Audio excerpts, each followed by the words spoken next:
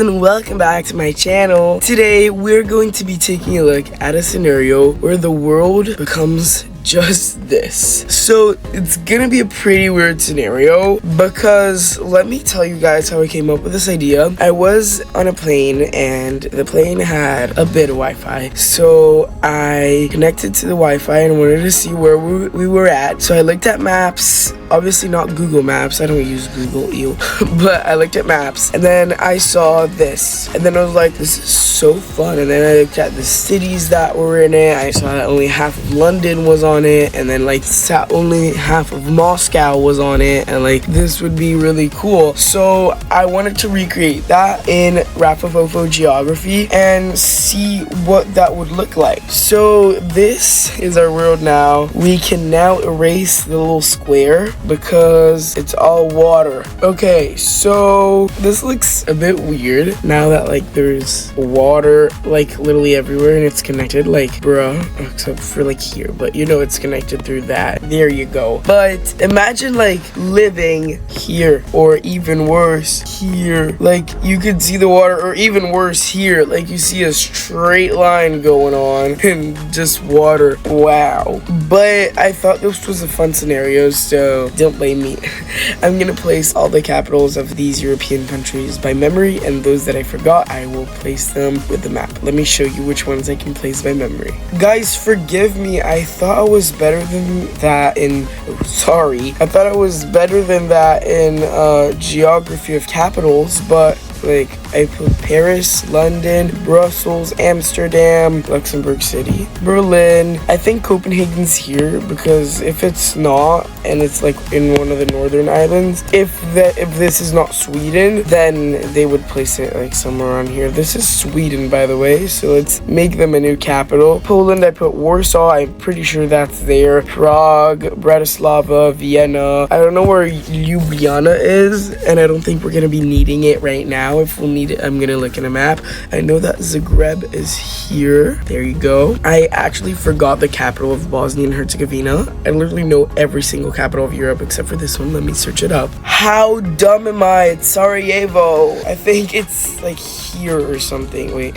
I think Podgorica is on the coast, but I'm not gonna put it because like maybe it's not. I think Tirana is towards this area, but I don't know where, and I don't want to put it by accident. I don't know where Pristina is, and I think Bucharest is here. I think Sofia's here. I think Budapest is like here in the center. That's Kyiv, that's Minsk. I don't know where Vilnius is, but I think it's towards the south here, or like something like that. But like maybe not, because that's a bit too close to Prussia, and like so I'm not gonna put it because maybe it's wrong. Okay, I know where Bern is, obviously. I put Rome. And for countries like Spain, there's only Catalonia left, so their capital would be Barcelona, which I think is here, if I'm not mistaken. But yeah, that's basically it. This is the world. Nicosia is like here or something. Jerusalem, is Riyadh here? Because then I'll put it like here or something. Beirut is here, and Aleppo is like somewhere like here. Is Aleppo the capital?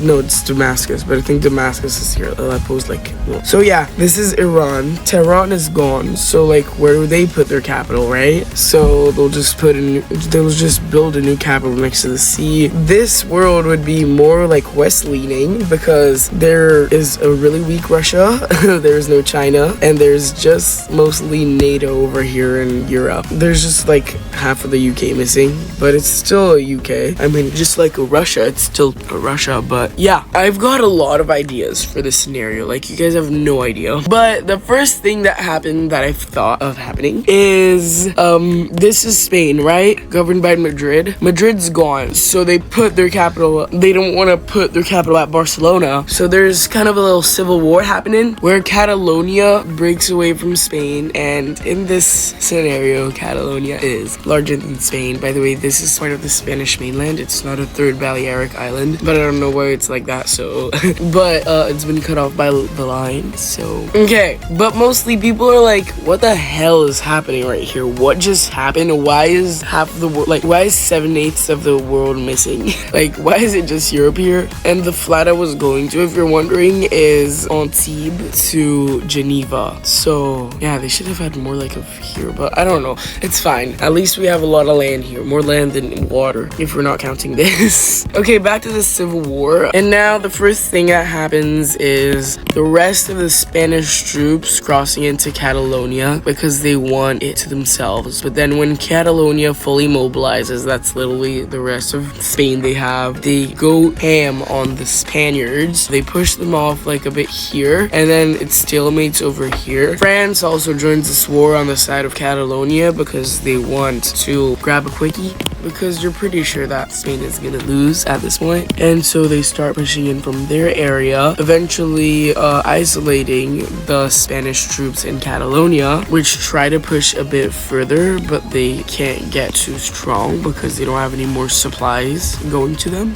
Catalonia's like, we want to grab some land, so we gotta go ham, we can defend later. And so they finish out Spain with France, and the rest of these troops over here surrender to Catalonia. In this peace treaty, Catalonia annexes the west, the like deep east of Spain, like a part of Spain that they had to their west. France annexes this, and they call themselves the liberator of Catalonia, which Catalonia doesn't care about. Like, it's fine, they can call us that. And Catalonia also annexes a fourth Balearic island. Woohoo, let's go to Ibiza. Wait. So this is Minorca, this is Mallorca, this is Ibiza. And what's this? We need to give it a name, guys. I think this area would be, no, I'm not gonna say anything. I am. This looks like Marbella, but it's not. It's probably not. Like, is Marbella Peninsula? I should stop saying that. Next thing that happens is this little week in Denmark declaring war on this little Sweden country. They're like, yeah, y'all are useless. You lost like 99% of your territory. Why do you need this? No, I would say 96 actually. So why does that matter? The troops cross into the area, and guys, I've decided that I'll keep the capital even if it's captured. So right now it's captured. Like, if it's surrounded by another color, then it's captured, okay? Except if I say it's just a surrounding. But if it's a surrounding, I'll just do it like this. But if it's a surrounding, I'll leave like an extra pixel around it so you guys understand. But anyways,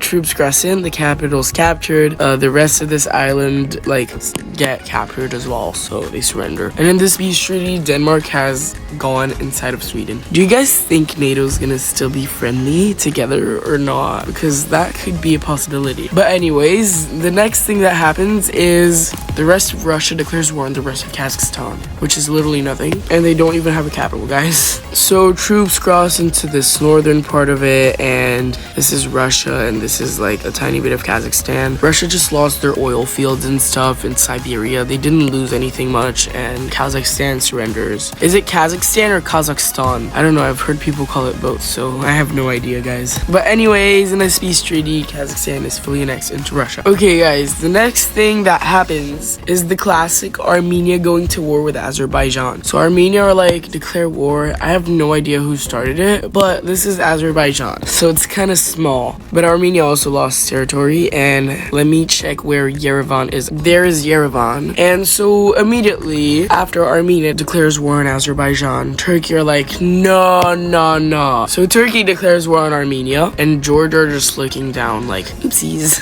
Georgia's like the funnest one, like the safest one, the coolest one. So Armenia was fully mobilized to the east, but not to the west. So they immediately capitulate Azerbaijan's exclave and the rest of the mainland they had. And then they're like, oh my gosh, there's a horde of Turkish people coming to me, which actually happens. Like, a load of Turkish troops start crossing into Armenia. They're like, you've made a big mistake, bro, and no one's forgiving you for it. And they're like, oh shoot. And so like big encirclements are happening and wipeouts, and they're starting to liberate northern Azerbaijan. And wait, guys, let me just tell you that I'm not in either team. Like, I'm not picking a side. I'm just saying that Turkey is an ally of Azerbaijan, and I'm not saying Turkish did good things or Azerbaijan did good things. Anyways, the exclave is now liberated, and they start going near the capital until they eventually capture it, and Armenia surrenders. Okay, guys, in this peace treaty, Armenia is split between Azerbaijan Azerbaijan and Turkey, which become really close allies. And I usually don't get blue team victories, so this is fun because I usually do empire videos, and empire videos is just like the red country killing everyone. So yeah. Okay guys, and the next thing that's gonna happen now is the Balkan invasion of Serbia. Everyone's like, nah, Serbia's done some horrible things, we don't want Serbia here anymore. So countries like Croatia, Montenegro, Albania, Kosovo, North Macedonia, and of course not Republika Srpska, part of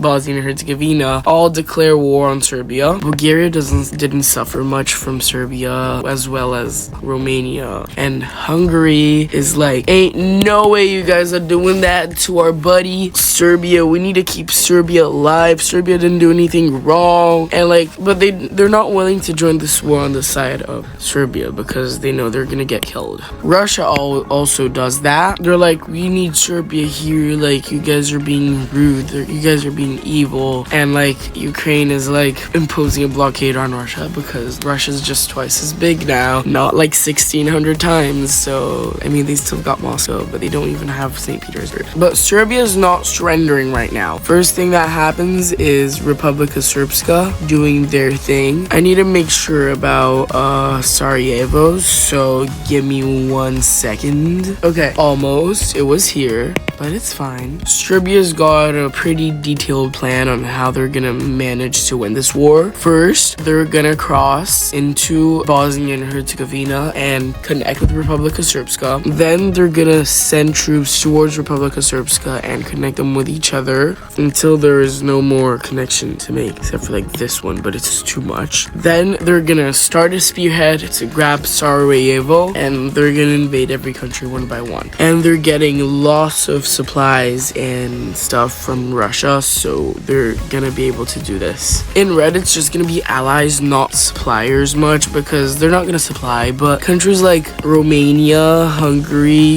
Ukraine, and Slovenia are all like red team leaning, as well as like France, Italy, and the UK and stuff. We're not including those in this. Greece would be like more blue team leaning, but we're not gonna do anything. In Turkey as well, but we're not gonna put them because they're not supplying or anything. And none of the dark red countries are supplying anyone. So it's just Hungary and Russia supplying Serbia. I hope that was understandable for you guys. But Serbia is really defending their borders. They've withdrawn from Kosovo. They're like, okay, we're gonna win this war, but we need to go step by step. So you guys go away from me, and I'll start. So then they start strengthening their pushes in Republika Srpska until like it's sure they've got it, and they start a big push into Bosnia and Herzegovina, and a big area is wiped out, and there's like big pushes coming from all parts of it, and they don't want to cross into Croatia or Montenegro or Kosovo or North Macedonia yet. Albania, there's no way they could cross into it. So yeah, they're sending every single troop either to defend or to attack in Bosnia and Herzegovina. They're getting a lot of supplies from their allies, and like they're really close to Sarajevo until they've surrounded the area and they're on the gates of it. And this is what I meant by like just surrounding it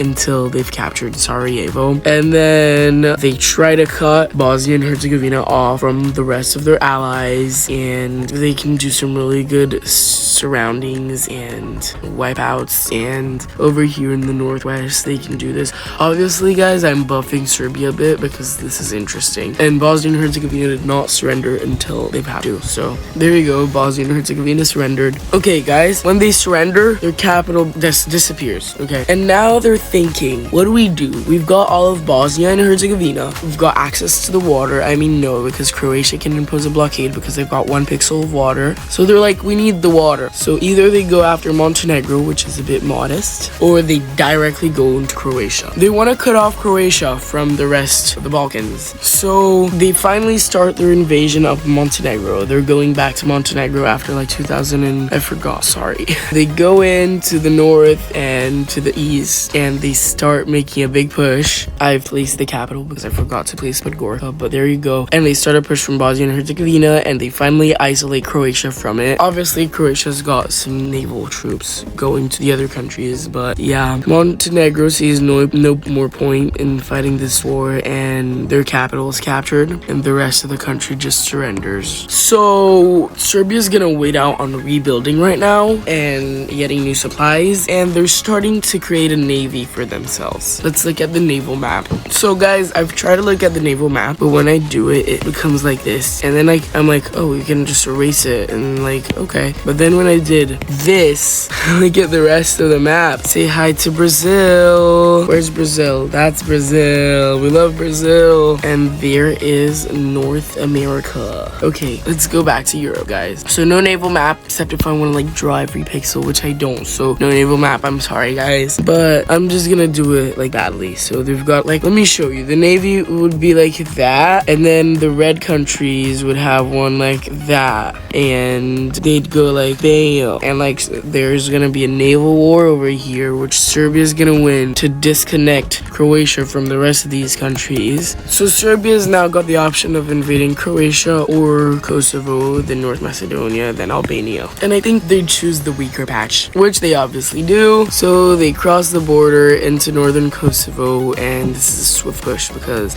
they know the area, and they've got a lot of help from Russia and Hungary because they've not done anything bad. They're the one that have been invaded, and Kosovo immediately surrenders. Then they're like, okay, we're going for either North Macedonia or Albania. Greece likes us, so they're not gonna help anyone. That's not us. We're gonna invade Albania. So at the end, North Macedonia is isolated, and we don't have to use up the rest of our military. So they start pushing, and when they get close to Tirana, Albania pulls out a massive counterattack, and then it stalemates at this border, and they can't really do anything. So they're like, okay, let's go to invade this tiny little exclave of Croatia. So they set up a naval base around this area. They're like, no one gets in, no one gets out. It's like something like this, immediately isolating it. And then they start crossing into Croatia, and Croatia are like, oh heck no. Croatia's like, okay, North Macedonia and Albania are trying to win this war, but they're gonna lose. So now it's up to us to do something. So they cross into northern Serbia, where there aren't many protection troops. And then Hungary's like, okay,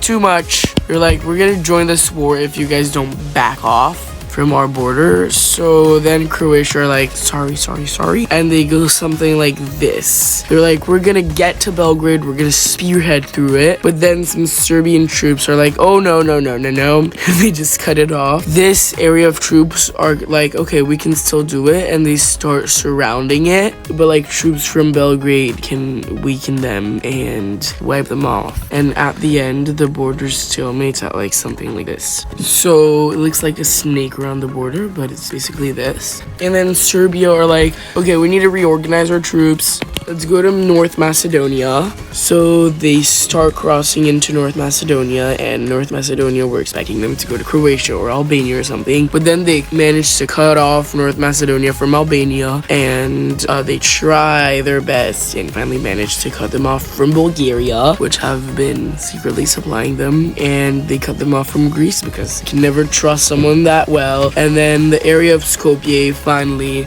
gets captured, and they've got to surrender. 2 more countries left, Croatia and Albania. They finally cross into Albania from North Macedonia, which Albania were expecting the north or navally, which they have not done. And they're still getting a couple supplies from Croatia, but Croatia literally like stopped. They're like, okay, we're gonna do this for ourselves, no one else. And then Tirana gets captured. The rest of Albania falls quickly, and the people there are like, okay, we're done, okay? Allah Akbar.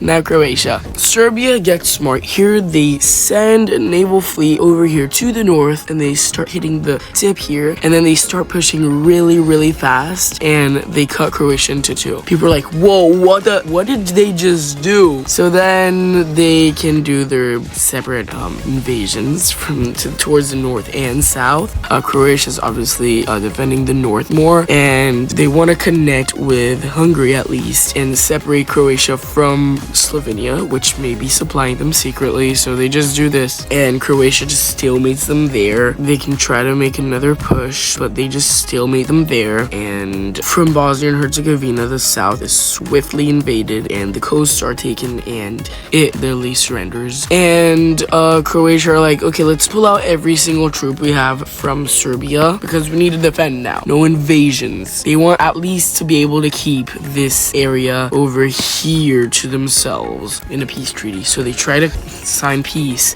and Serbia's like, no, we're not giving you this. And the rest of the troops coming from North Macedonia, Albania, Kosovo, Bosnia and Herzegovina, and south of Croatia are all coming to the north to literally destroy Croatia. And when it's all like this, Zagreb and its surroundings are the only things left, and it gets invaded and they surrender. Oh my goodness. Okay guys, in this peace treaty, Yugoslavia Part 2 without Slovenia. I've made some of these before, I remember, in my videos, but Yugoslavia Part 2 without Slovenia plus Albania exists, and people are like, oopsies, we don't want this to happen. We can have a total new Eastern Bloc happening here, and we do not want this. So they're like, we need to go to war with them, but so many people have declared war on them, and they've literally destroyed everyone. We need to like stop this from happening. So they sign a contract with Hungary and Russia that they would not supply Serbia in exchange for a lot of money, and Serbia have a right-wing government like Hungary, and not a bad one, promise. That's what they did. So yeah, something like this happens. Serbia's just there, and they're planning their invasion of Serbia sooner or later. You guys are gonna have to wait, because the next thing that happens is pretty boring, but it's fine, right? Lithuania declares war on Latvia. Yeah, troops cross into this very tiny strip of land, and it surrenders. I actually can't believe Latvia has existed for so long. And the next thing that's gonna happen is Turkey declaring war on Cyprus. Turkey. Greece are also like, oh heck no, you guys aren't doing this. We are. Cyprus are like, oh my goodness. Wait, wrong color. Sorry, Greece. Because Greece's flag is blue, and blue's pretty. Sorry, Turkey. Your flag is red, so I put you in red. So this is what's happening. And Cyprus are like pro-Greek more than pro-Turkish, except for what currently exists today, the Turkish Republic of Northern Cyprus. And Greek troops cross in the south and capture Nicosia for themselves. And this is what's happening. Let me remind you that the two countries are not at war. This is how it looks like, and it's just this. And guys, this is what Cyprus is gonna be looking like. This is sad, just like today. I mean, Turkish Republic of Northern Cyprus does not belong to Turkey. It's supposed to be independent. What amazing handwriting, guys. So, and Greece does not occupy South Cyprus, so the next thing that happens today is the French and Catalonian invasion of Andorra. They're like, Andorra, you're no longer useful today. We don't need a buffer, and you've existed for too long, so sorry, bro. Oops. In this peace treaty, the line is just this. Then France goes after Monaco, which gets a lot of public hate, but they don't care as they literally annex it. So yeah. Then Switzerland and Austria are gonna do the same thing with Liechtenstein. They're like, Liechtenstein does not deserve to exist anymore. So similar to these invasions, Liechtenstein gets erased, and this is the peace treaty. And something else that happens pretty similar is Belgium and France going after Luxembourg. I was gonna put Germany too, but people would not like that. And Germany's nice now, so they're not gonna do anything rude. So two really poor countries, I mean poor, you know poor, going after a really rich country. Let's take a look at this peace treaty. Most of it goes to Belgium as more of a buffer between France and Germany, and France does not need Luxembourg, but this part of Luxembourg really helps France and with them getting rich, so they're rich. Next, this is called the African Conquest, where Libya and Algeria go after the rest of Niger and Chad. I didn't even give them capitals, how useless they would be. So troops in the Sahara cross into Niger because they did not want to be peacefully united with one of both countries. So this is what happens. Niger surrenders, and the rest of Chad also gets murdered. There you go. This is what Africa looks like. I put a straight line here, and it's kind of looking weird. weird, but you'll get used to it. And I know you guys have been expecting this.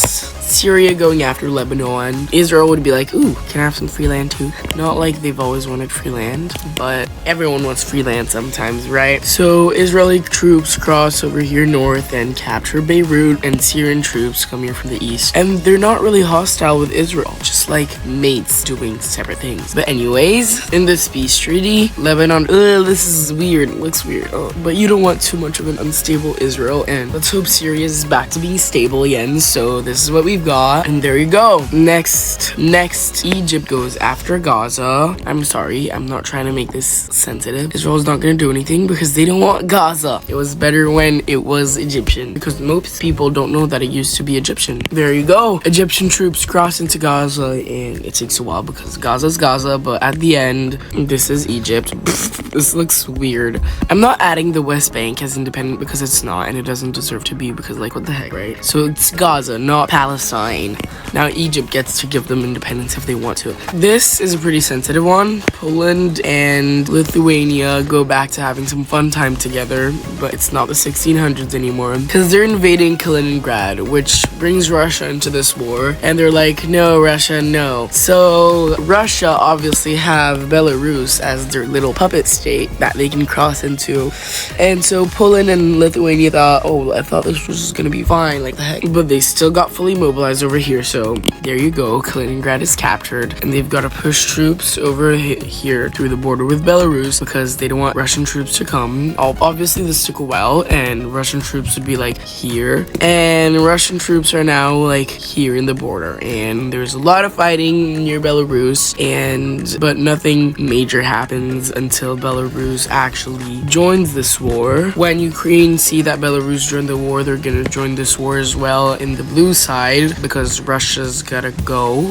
Sorry, Kaliningrad discolored, but there you go. The fighting goes on in the border and nothing major happens.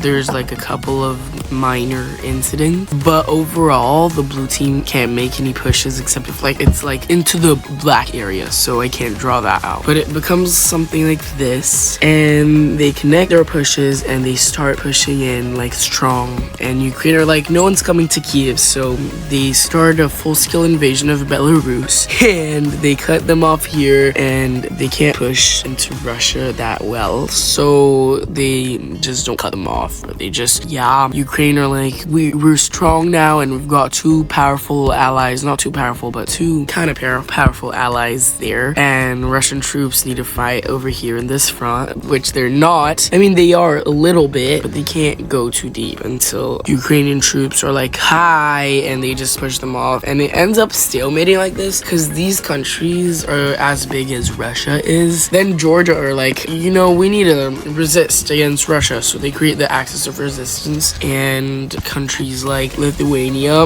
Romania, and Bulgaria, you guys remember those, are here to defend the red team countries, but two countries are here in support of Russia, as Serbia, which is now Yugoslavia, but let's just still call it Serbia, and Hungary. Something also happens, something major happens during this war. Moldova and Romania join up to create Romania because they're like, we belong together, so this is prettier. So now with newfound troops from Slovenia, Georgia, Bulgaria, and Romania/Moldova, the red team countries can literally destroy Belarus. Minsk is captured, and more troops cross into Belarus, and Belarus are like, oopsies.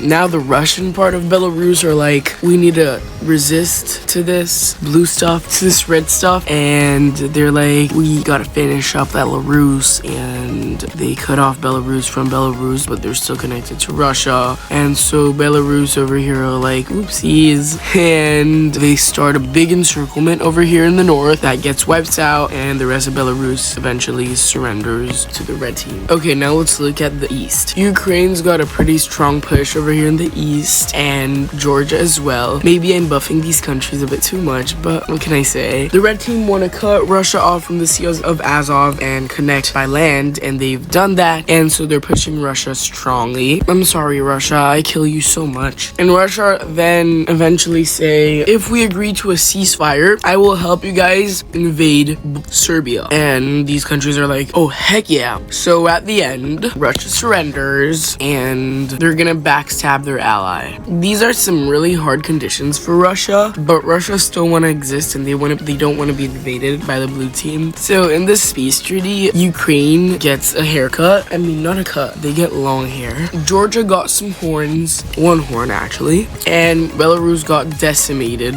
by Ukraine, Poland, and Lithuania. And the thing you guys have all been waiting for, the invasion of Serbia, finally. Serbia is attacked by Romania, Bulgaria, Slovenia, Ukraine, Russia, Belarus, Poland, and Lithuania, and of course Georgia. The entire axis of resistance against Eastern expansion, like an extra NATO, but not full NATO, because Greece, Turkey, and like Hungary do not want to invade them, and France and Germany and Italy and stuff are like, nah. But Hungary also joins on the side of Serbia. I know I said they did a pact or something, but they backstabbed it, and Italy wants Albania back. So there you go. Hungary just joined in to show like allyhood or something, that's how you call it, and they think they can find a way of managing them to keep looking like this, Serbia to go back to looking like that. But how to say, Ukraine crosses into them, and Romania also does, and Slovenia also does. They're like, you picked the wrong fight, boy. And then Hungary are like, what the heck, I did not sign up for this. They're cut off from the rest, and Italy is not sending forces over there. They don't care about over there, but at the end it goes something like that, and Hungary has to surrender. It's just Serbia left, guys, and Slovenia pushes in towards the Croatian part, and Ukraine and Romania and Bulgaria and Georgia and Russia and Belarus and Poland and Lithuania, they're trying to liberate the Croatian front over here. And so this is what they do. They outline it first because they just want to surround it and kill it. And just like I did in the World War II video, when the Axis started giving independence to the countries because they did not want to look weak, Serbia does the same as they give independence to Croatia to attempt to get red team troops away from Croatia and neutralizing it so they can get it back later. But this is not what they think is gonna happen, because Croatia is injected by red team troops and they also want to destroy Serbia. So there you go. Serbia are like, okay, sure, we still have Albania, Montenegro, Kosovo, Bosnia and Herzegovina, North Macedonia, and ourselves. We're not gonna die. But that's what they thought, because Italy starts invading towards Albania, and they're like, Albania, I'm going to liberate you. And they literally liberated Albania, and Serbia are like, fine, Albania gets independence. And Albania was fully invaded by the red team, so it goes red. And then they start their invasion of North Macedonia, which goes successful, and North Macedonia rebel out for the red team, and Serbia are like, okay, fine, we'll give them independence as well. And there's North Macedonia and the red team as well. And then they're like, okay, we need to liberate Montenegro, obviously. And liberate Montenegro they do as they cross in, and Montenegro's liberated. And obviously they go to the red team because they're like, we're immediately sending people to fight off the invaders, which is kind of the blue team here. And they're like, Kosovo time, as they literally cross into Kosovo, and Kosovo's fully liberated, and obviously they joined the red team as well. And the last country they want to liberate is Bosnia and Herzegovina. They say, we don't need you guys to liberate us, we want to go individual, we declare independence. Yeah, so they're like, I mean, we need to liberate you, so we're going in. They're like, this is invasion. And the red team are like, okay, go ahead, I'm going in. And they face resistance from Bosnia and Herzegovina. I mean, only in Republika Srpska, because they're like, yeah. But like, Republika Srpska tries to work together with the rest of Bosnia and Herzegovina, which doesn't work. And at the end, like, they surrender. And now the invasion of Serbia happens. And they all start with like expanding their borders. So like, your borders you can't have a border with Serbia. You need to have a push and then touch Serbia, right? So this is what happens, and then they start pushing deep into Serbia until they capture Belgrade, and the rest of Serbia capitulates and they surrender. Okay guys, this looks really weird, so I'm gonna explain it to y'all with colors. Okay, this is Italy. This is a new united North Slavic Balkan Federation. This is Montenegro. This is Kosovo. This is North Macedonia. This is Bulgaria. This is Romania. This is Ukraine. This is Poland. Ignore the color that I use, blue, red. Ignore it. This is Lithuania. This is Belarus. This is Russia. And this is Georgia. Oh, and what we've got left of countries. This is Hungary, where Budapest is. And this is Serbia, where Belgrade is. And as you can see, all these countries that border Hungary or Serbia have earned land from them. And these other countries also got zones of occupation from them. Let me guide you through them. This is occupied by North Macedonia, this by Kosovo, this by Montenegro, this by Bulgaria, this by Romania, this by this Balkan country, this by this Balkan country, this by Romania, this by North Macedonia, this by Kosovo, this by Montenegro, this by Italy, this and this by Lithuania, this and this by Poland, this and this by Belarus, this by Russia, this and this by Ukraine, and this by Georgia. You guys can see that this looks really, really bad. But after like, let's say 10 years, after like this peace treaty runs out, like, no, not 10 years, like 15 or 20 years, the actual countries of Budapest and Belgrade, Hungary and Serbia, will get the permission by the really far countries to be able to grab their occupation zones. So like they slowly, this is better.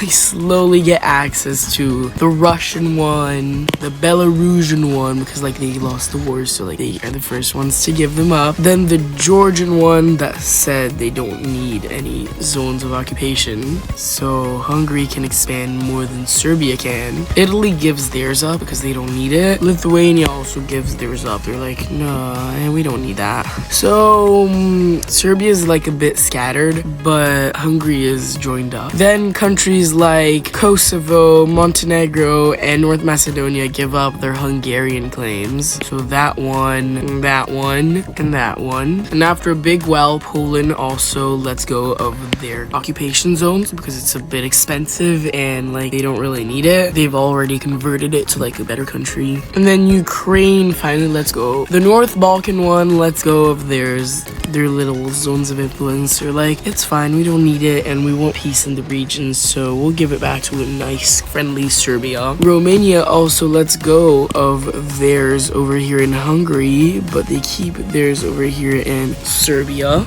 Ukraine also lets go of theirs in Hungary.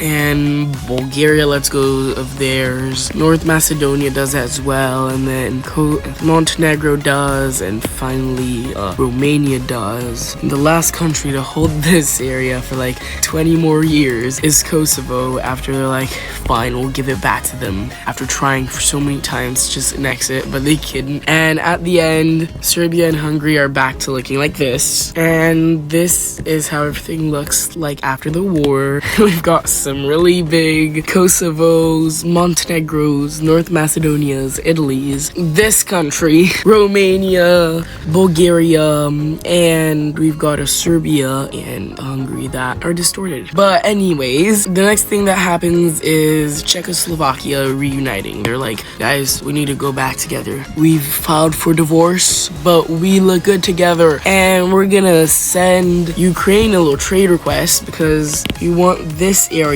back for us. So they send the trade request, and Ukraine are like, yeah, sure, but we want this to be expensive. So let's say like $1 trillion. They're like, no, not 1 trillion, like $500 billion for this. But Ukraine also gets to hold on to this. And next, Austria are like, we want Hungary, and everyone's like, sure, you can invade Hungary. We don't need Hungary. And because everyone's been hating Hungary, and in Austria, Hungary does not not sound bad. So Austria literally crosses into Hungary and obliterates it because they're really weak and they can't lift up a military yet. They grab Budapest. I mean, they're trying, but it's too late as everything is captured and they surrender. In this peace treaty, Austria is going back to the 1800s. They also ask Ukraine for this back, and Ukraine are like, sure, fine, doesn't matter, we don't need to border Austria.